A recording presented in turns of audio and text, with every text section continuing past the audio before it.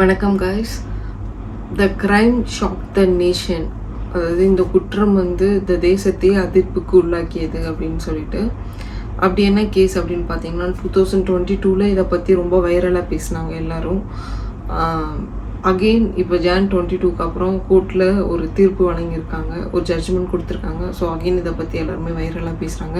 அப்படி என்ன கேஸ் அப்படின்னு பார்த்தீங்கன்னா ஷாரன் ராஜ் கிரீஷ்மாவோட கேஸு. ஷாரன் ராஜ் வந்து 2022 அந்த பையனுக்கு 23 வயசு, இந்த பொண்ணுக்கு 21 வயசு. அந்த பையன் ப்ராப்பர் கேரளா பையன். இந்த பொண்ணு கேரளா பொண்ணு, பட் தமிழ்நாட்டில் கன்னியாகுமரின்ற அந்த பார்டரில் இருக்காங்க. ஸோ ரெண்டு பேரும், அந்த பையன் ரேடியாலஜி, இந்த பொண்ணு இங்கிலீஷ் லிட்ரேச்சர் படிச்சிருக்கு. காலேஜ் படிக்கும்போது ஒரே பஸ்ஸில் போயிட்டு வரும்போது ரெண்டு பேருக்கு இடையில காதல் மலர்ந்து ஒரு 2021 லவ் பண்ணியிருக்காங்க. 2022 இந்த பொண்ணு வந்து அந்த பையன்கிட்ட போயிட்டு இந்த ரிலேஷன்ஷிப்பை என் பண்ணிக்கலாம் அப்படின்னு சொல்லும்போது அந்த பையன் கம்ப்ளீட்டாக ரிஃப்யூஸ் பண்ணியிருக்கான். இந்த பொண்ணு என் பண்ணிக்கலாம் அப்படின்னு சொல்கிறதுக்கான ரீசன் என்னன்னு பார்த்தீங்கன்னா, சைமல்டேனியஸ்லி இந்த பொண்ணுக்கு வந்து ஒரு தமிழ்நாட்டை சேர்ந்த ஒரு மிலிட்ரி பையன் கூட என்கேஜ்மெண்ட் ஆகிருக்கு. அந்த பொண்ணுக்கு அதுதான் விருப்பம், அந்த பையனை கல்யாணம் பண்ணிக்கின்றது தான் விருப்பம். பட் அஸ்ட்ராலஜி பிலீஃப் அப்படின்னு சொல்கிறாங்க அந்த பொண்ணுக்கும் அந்த ஃபேமிலிக்கும். அந்த பொண்ணோட ஜாதகப்படி ஃபர்ஸ்ட் ஹஸ்பண்ட் இறந்துருவாங்க, ஸோ செகண்ட் ஹஸ்பண்ட் கூட தான் இந்த பொண்ணு வாடும் அப்படின்றனால அன்அஃபிஷியலாக அந்த பையனை கல்யாணமும் பண்ணியிருக்காங்க. அந்த நெத்தியில் பொட்டு கூட வச்சு சோஷியல் மீடியாவில் அந்த ஃபோட்டோ ரொம்ப வைரலாக இருந்தது, அதையும் நான் பார்த்தேன். அவங்க அந்த ஷாரன் ராஜ் பையன் சைடு கூட அதுதான் சொல்கிறாங்க, அந்த பொண்ணு அங்கேருந்து எங்கள் வீட்டுக்கு வந்து சுடிதாரில் வந்து இங்கே வந்து சாரீ சேஞ்ச் பண்ணிவிட்டு கல்யாணம் பண்ணாங்க அப்படின்னு சொல்லிட்டு. ஸோ அதுக்கப்புறம் அந்த பையன் ரெஃப்யூஸ் பண்ண பின்னாடி இந்த பொண்ணுக்குள்ளே ஒரு பயம், எங்கே நம்ம இவர் ஷாரன் ராஜ் தடையாக இருந்துருவாரோ நம்ம அந்த பையனை கல்யாணம் பண்ணுறதுக்கு. ஏன்னா அவங்க ரெண்டு பேரும் பர்சனலாக இன்டிமஸியாக இருந்த பர்சனல் ஃபோட்டோஸ் எல்லாமே ஷாரன் ராஜ்கிட்ட இருக்குது, எங்கே அதை வச்சு நம்ம பிளாக்மெயில் பண்ணிடுவானோ அப்படின்னு சொல்லிட்டு மல்டிபிள் டைம்ஸ் அந்த பையனை வந்து பாய்சன் வச்சு கொல்றதுக்காக ட்ரை பண்ணியிருக்காங்க. எதுவுமே கைகூடாத நிலையில் அவங்க அவங்க அம்மாவோட ஹெல்ப் எடுத்துகிட்டு அந்த பையனை வீட்டுக்கு இன்வைட் பண்ணி கஷாயம் குடிக்கிற கஷாயத்தில் வந்து பெஸ்டிசைட் மாரி ஒரு ஹெர்பிசைட் பாய்சன் மிக்ஸ் பண்ணி கொடுத்துருக்காங்க. அதுக்கப்புறம் அதை குடிச்சிட்டு அந்த பையன் ரொம்ப கசப்பாக இருக்குன்னு சொன்ன பின்னாடி ஒரு ஃப்ரூட்டு மாரி ஒரு ஜூஸ் எடுத்துகிட்டு வந்து கொடுத்துருக்காங்க. அதை குடிச்சிட்டு அந்த பையன் வீட்டுக்கு போகிற வழியிலே ஒரே பிளட் வாமிட்டிங் எடுத்திருக்காங்க. பக்கத்தில் போய் ஹாஸ்பிட்டலில் சேர்த்துருக்கும்போது பிளட் இன்வெஸ்டிகேஷன் எல்லாமே எடுத்திருக்காங்க. எலக்ட்ரோலைட்ஸ் வேல்யூஸ் எல்லாமே ரொம்ப அதிகமாக இருந்திருக்கு. டாக்டர் எக்ஸாமின் பண்ணி பார்த்துட்டு ஏதோ சாப்பிட்ட ஃபுட்டில் தான் ஏதோ இருக்குது அப்படின்னு சொல்லும்போது அப்போ கூட அந்த பையன் எதுவுமே சொல்லலை, நான் ஜஸ்ட் ஒரு ஜூஸ் தான் குடித்தேன் அப்படின்னு சொல்லிட்டு 11 days ஐசியூவில் அணுவாக ஒவ்வொரு ஆர்கனாக ஃபெயிலியர் ஆகி without consuming a drop of water, ஒரு சொட்டு தண்ணி கூட அவனால் குடிக்க முடியல.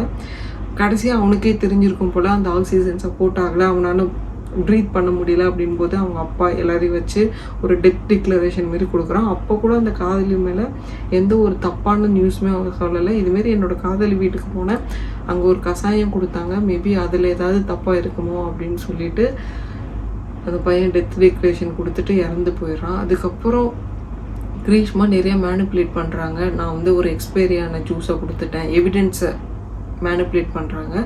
நான் ஒரு எக்ஸ்பைரியான ஜூஸை கொடுத்துட்டேன், நானே என் கையால் அவனை கொண்டுட்டேன் அப்படின்னு சொல்லிட்டு. அதுக்கப்புறம் இவங்க ஒரு ஆர்பிக் மாரி ஏதோ ஒன்று குடித்து அதுக்கப்புறம் கன்ஃபார்ம் பண்ணியிருக்காங்க என்கொயரியில் இவங்க தான் அந்த பையனுக்கு அந்த பாய்சன் கொடுத்துருக்காங்க அப்படின்னு சொல்லிட்டு தெரிய வருது. அதுக்கப்புறம் ப்ளஸ் ஃபாரன்சிக் ரிப்போர்ட்லேயுமே என்ன சொல்கிறாங்க, த ப்ரெசன்ஸ் ஆஃப் பெஸ்டிசைட்ஸ் இந்த டிகாக்ஷன் அப்படின்னு சொல்லியிருக்காங்க. அதாவது பெஸ்டிசைட் மாரி ஒரு பாய்சன் வந்து அந்த பையன் குடித்த காப்பி தண்ணியில் இதுலேயே இருக்குது அப்படின்னு சொல்லியிருக்காங்க. ஸோ இதனால் கோர்ட் வந்து அந்த பொண்ணுக்கு மரண தண்டனை கொடுத்துருக்கு. The Greeshma is the first youngest woman in Kerala who gets the death sentenced. அதாவது கேரளான்னு இல்லை, இந்தியாவிலே நினைக்கிறேன் ஒரு யங்கஸ்ட் 24 வயசு பொண்ணுக்கு மரண தண்டனை விதிக்கப்பட்டிருக்கு. பல பேரில் ரொம்ப மெஜாரிட்டி பீப்புள் வந்து இந்த குற்றத்துக்கு இதுதான் தண்டனை அப்படின்னு சொல்லிட்டு இருக்காங்க. பட் ஒரு 10% வந்து ஆப்போசிட் பண்ணுறாங்க. அந்த பொண்ணுக்கு ஒரு சின்ன வயசு தான், மேபி இன்னொரு சான்ஸ் கொடுக்கலாமோ அப்படின்னு சொல்லிட்டு ஒரு தண்டனையை கம்மி பண்ணலாம் அப்படின்னு சொல்லிட்டு அவங்கள அந்த பொண்ணை நிக்நேம்லாம் வச்சு எல்லா மீடியாலையும் பார்க்குறேன். கஷாயம் கிரீஷ்மா அப்படின்னு தான் எல்லாருமே அந்த பொண்ணை கூப்பிட்றாங்க, கஷாயம் கிரீஷ்மா அப்படின்னு சொல்லிட்டு. ஸோ கோர்ட்டில் என்ன தீர்ப்பு வழங்கியிருக்காங்க அப்படின்னு சொல்லிட்டு டீட்டெயிலாக பார்ப்போம். ஒரு பொண்ணுக்கு மரண தண்டனை, அது 24 வயசு பொண்ணுக்கு மரண தண்டனை விதிக்கிற அளவுக்கு கோர்ட் இதில் என்ன அப்சர்வ் பண்ணியிருக்கு அப்படின்னு பார்த்தீங்கன்னா, அவங்க சில பாயிண்ட்லாம் சொல்கிறாங்க. அந்த கேஸை ஃபஸ்ட்லேருந்து ரீட் பண்ணிவிட்டு அதுக்கப்புறம் இந்த பாயிண்ட்டுக்கு அடிப்படையில் அந்த பொண்ணுக்கு நாங்கள் மரண தண்டனை விதிக்கிறோம். அதில் சொல்கிறாங்க, என்ன சொல்கிறாங்கன்னா, ஒரு பையனை, காதலிச்ச பையனை, உன்னை நம்பின ஒரு பையனை, ட்ரஸ்ட் பண்ண ஒரு பையனை வீட்டுக்கு வர வச்சு, ஆனால் அந்த ஷாரன் ராஜ் வீட்டு சைடு சொல்கிறாங்க ப்ராக்டிக்கல் நோட்டு வாங்குறதுக்காக அந்த வந்து கிரீஷ்மா வீட்டுக்கு போனான் அப்படின்னு சொல்லிட்டு. பட் நான் நிறையா கூகுள் இதெல்லாம் பார்க்கும்போது கிரீஷ்மா வந்து ப்ரீடெக்ஸ்டட் வித் செக்ஸுவல் இன்டிமசி, ஒரு செக்ஷுவல் இன்டிமசிக்காக அந்த பையனை வீட்டுக்கு வர வச்சு சைமல்டேனியஸ்லி அந்த பையனுக்கு வந்து இதுமாரி கசாயம் கொடுத்து ஒரு க்ரைம் ஆக்ட் பண்ணியிருக்காங்க. இதை கம்ப்ளீட்டாக இக்னோர் பண்ண முடியாது, இந்த பொண்ணுக்கு மரண தண்டனை தான் விதிக்கணும். அதுக்கப்புறம் the state responsibility to ensure punishment like this criminal act அப்படின்னு சொல்லியிருக்காங்க. அதுக்கப்புறம் இந்த ஸ்லைஸ் சேலஞ்ச் ஜூஸ் வந்து ரொம்ப வைரலாக போச்சு. அதுலேயுமே ஷாரன் ராஜ் வீடியோ எடுக்கும்போது கிரீஷ்மா வந்து எதுக்கு நீ இப்போ வீடியோலாம் எடுக்கிற அப்படின்னு சொல்லிட்டு வேண்டாம் அப்படின்னு இக்னோர் பண்ணுவாங்க. அதையுமே ஒரு எவிடன்ஸ் எடுத்திருக்காங்க. It's indicating that something suspecting wrong with the accused அப்படின்னு சொல்லிட்டு அதையுமே ஒரு பாயிண்ட்டாக எடுத்திருக்காங்க.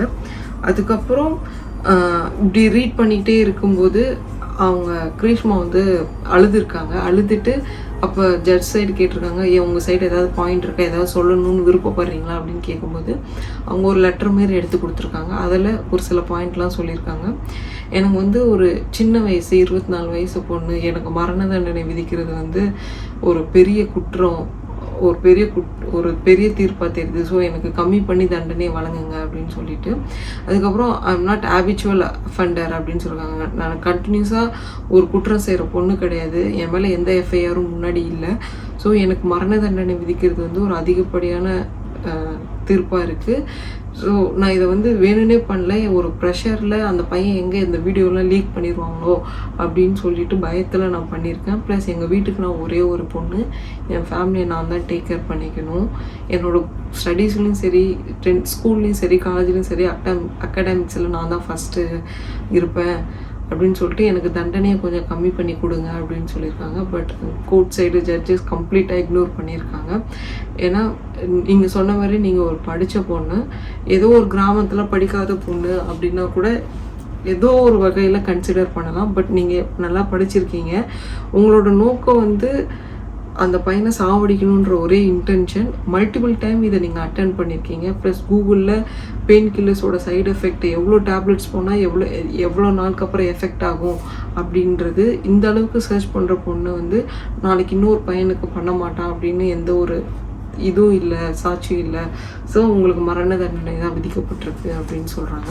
இதில் வேறு யாரெல்லாம் குற்றவாளி, அதர் அக்யூஸ்ட்லாம் யார் அப்படின்னு பார்த்தீங்கன்னா, உங்களோட மெட்டர்னல் அங்கிள், தாய் மாமா, அவருக்கு வந்து 3 இயர்ஸும் ப்ளஸ் 50,000 50,000 ஃபைனும். அவரோட நேம் நிர்மல் குமார் நாயர். அதுக்கப்புறம் அவங்க அம்மா சிந்துவை வந்து அக்யூட் பண்ணியிருக்காங்க, விடுதலை பண்ணியிருக்காங்க. எதுக்குன்னா லேக் ஆஃப் எவிடன்ஸ்க்காக. இந்த பொண்ணு வந்து according to Indian penal code படி under 4 section 302, section 328, section 364, section 203, அதாவது மர்டர், அதுக்கப்புறம் abduction with intent to commit murder, அதுக்கப்புறம் administering poisoning with intent to harm life, அதுக்கப்புறம் obstruction of justice by providing false information. இது கீழே இந்த பொண்ணுக்கு மரண தண்டனை, டெத் சென்டென்ஸும் ப்ளஸ் 2 lakhs ஃபைனும் கொடுத்துருக்காங்க. ஸோ எனக்கு இதுலேருந்து என்ன தெரியுமா சொல்லுது, இதை நான் இந்த கேஸை பற்றி நான் டீட்டெயிலாக படிக்கும்போது எனக்கு என்னோட ஒப்பீனியன் நான் சொல்கிறேன். ஒரே ஒரு டயலாக் மட்டும் ஞாபகம் வந்துக்கிட்டே இருந்தது ஒவ்வொரு லைனாக படிக்கும்போது. ஏன்னா அந்த பையன் வந்து 11 டேஸாக ஐசியூவில் இருந்து ஒவ்வொரு ஆர்கனாக ஃபெயிலியர் ஆகி without consuming a drop of water. அதை படிக்கும்போது எனக்கு ரொம்ப கஷ்டமாக இருந்தது. எந்த அளவுக்கு லவ் பண்ணியிருந்தால் அந்த பையன் அணுவாக செத்துருப்பான் அப்படின்னு சொல்லிட்டு ஒரே ஒரு டைலாக் தான் ஞாபகம் வந்தது. அணுவாக சாகணும்னு முடிவு பண்ண பின்னாடி காதல் தான் அதுக்கு கரெக்டான இதாக இருக்கும் அப்படின்னு சொல்லுவார் பாலா சார். அந்த டைலாக் சடனாக ஸ்ட்ரைக் ஆகிட்டு போச்சு. சொல்லுவாங்க பார்த்தீங்களா, ஆணும் பெண்ணும் சமம். பட் இந்தியாவில் சரி மோஸ்ட் எல்லா பிளேஸ்லேயும் பெண்களை வந்து ப்ரொடெக்ட் பண்ணுற மாதிரி தான் சட்டம் இருக்குது, ஆண்களுக்கு இல்லை அப்படின்னு சொல்லிட்டு. பட் இந்த தீர்ப்பு மூலயமா ஆணும் பெண்ணும் சமம், யார் தப்பு செஞ்சாலும் ஒரே தண்டனை தான் அப்படின்னு சொல்லிட்டு பண்ணியிருக்காங்க. ஸோ மெஜாரிட்டி பீப்புள், மோர் தென் 90% பீப்புள் வந்து இந்த குற்றத்துக்கு இதுதான் தண்டனை அப்படின்னு சொல்கிறாங்க. நானுமே I'm also standing with that decision. நானுமே இதுதான் கரெக்டு அப்படின்னு சொல்லுவேன். பட் எனக்கு என்ன ஒரு 5% பிரெயினில் ஹிட் ஆகுது அப்படின்னு பார்த்தீங்கன்னா, அந்த பொண்ணுக்கு அந்த ப்ரெஷரை எப்படி ஹேண்டில் பண்ணுறதுன்னு தெரியாமல் அப்படி பண்ணிருச்சோ. I'm accepting. அந்த பொண்ணு படிச்சிருக்கா, கூகுளில் எல்லாத்தையும் சர்ச் பண்ணி ஒவ்வொன்றா பண்ணியிருக்கா. அந்த பொண்ணோட இன்டென்ஷன் வந்து அந்த பையனை சாவடிக்கிறதா தான் இருந்தது. பிகாஸ் ஆஃப் ஒரு பையனை கல்யாணம் பண்ணணும் அப்படின்றதுக்காக பிளான் பண்ணி தான் பண்ணால்.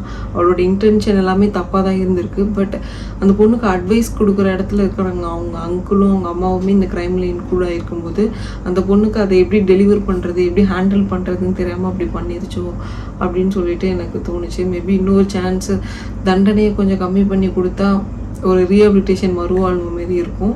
இது என்னோட ஒப்பீனியன், மேபி தப்பாக கூட இருக்கலாம். இதுதான் ஃபைனல் டிசிஷனாக இருக்குமா அப்படின்னு எனக்கு தெரியல. ஏன்னா இது வந்து ஒரு ஸ்டேட் கோர்ட்டு வந்து ஜட்ஜ் தீர்ப்பு கொடுத்துருக்காங்க. மேபி அவங்க அப்பீல் பண்ணி சுப்ரீம் கோர்ட்டு, ஹைகோர்ட் போகலாம். ஒரு மெஸ்ஸி பெட்டிஷன் அடிப்படையில் என்ன பண்ணுவாங்க அப்படின்னு சொல்லிட்டு வெயிட் பண்ணி தான் நம்ம பார்க்கணும்.